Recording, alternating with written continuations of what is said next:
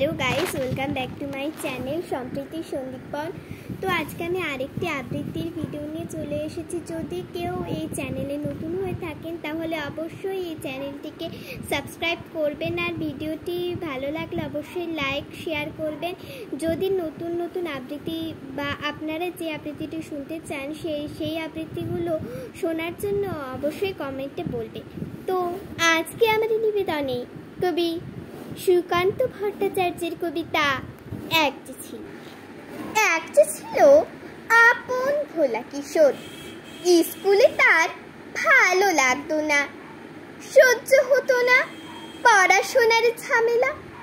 আমাদের চলতে লেখাপড়া সে শিখল না কোনো কালে, অথচ সে ছাড়িয়ে গেল সারা দেশের সবটুকু পাণ্ডিত্যকে।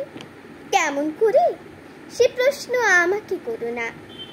বড় মানুষের মধ্যে গরিবের মতো মানুষ, তাই সে বড় হয়ে বড় মানুষ না হয়ে মানুষ হিসেবে হলো অনেক বড়। কেমন করে সে প্রশ্ন আমাকে করো না।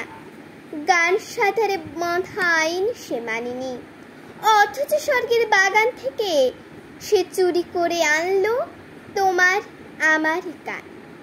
কবি সে, ছবি আঁকার অভ্যাস ছিল না ছোট বয়সে, অথচ শিল্পী বলে সেই পেল শ্রেষ্ঠ শিল্পীদের সম্মান। কেমন করে সে প্রশ্ন আমাকে করো না। মানুষ হলো না বলে যে ছিল তার দিদির আক্ষেপের বিষয়। অনেকে দিন অনেকে বিদ্রুপ যাকে করেছে আহত, সেই একদিনই চমক লাগিয়ে করলো দিক্কি চায়। কেউ বা তাকে বলল বিশ্বকবি, কেউ বা কবি গুরু। উত্তর দক্ষিণ পূর্ব পশ্চিম চারিদিকে করল প্রণাম। তাই পৃথিবী আজ অবাক হয়ে তাকিয়ে বলছে, কেমন করে সে প্রশ্ন আমাকে করো না।